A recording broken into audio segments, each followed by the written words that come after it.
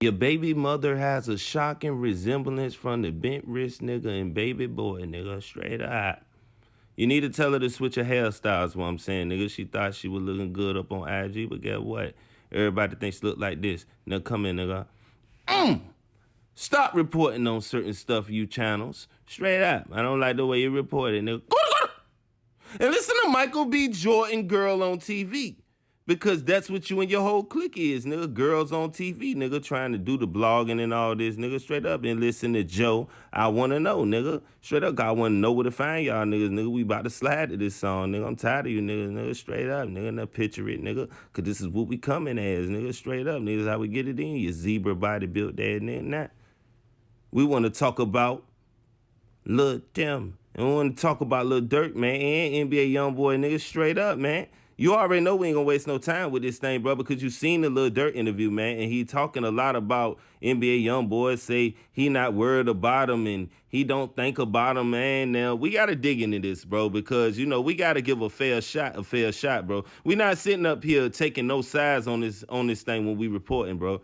And that's real talk, man. We don't care about how nobody feel, bro, because we got to call a spade when it's that's part of what the real is, man. So guess what? We got to bring the real, bro. Now, at the end of the day, if you're going to start making statements like this, Lil Durk, bro, that you ain't thinking about that man and all of this and that, man, then you got to start checking other, you know, platforms that you're definitely messing with and intertwined with, man, because they sit up here and they repost posters like this and label it as this. What we supposed to think? You know what I'm saying? And then you get inside interviews and not like you ain't thinking about them when clearly it was something going on, man, because NBA Youngboy just wigged out and said it been up and all this. You sampled, you know, Quando Rondo voice when he was screaming about Lil Pipe, you see what I'm saying? And that was crazy. You see what I'm saying? So it's like, you got to understand this, man. When NBA Youngboy going off up on the internet about the things that you saying and the, you know, things that, you know, you're doing, then something's going on, man. Lil Tim, you know what I mean, had his own replies and had his own feelings about the situation. And that's crazy because it's like everybody take it as if he replied with, you know what I mean, a laughing emoji, nigga. How you know that was about Lil Durk, bro? You know what I'm saying? That's first of all. So I don't want to, you know, center this on his response to Lil Durk because, you know, this could have meant anything, bro.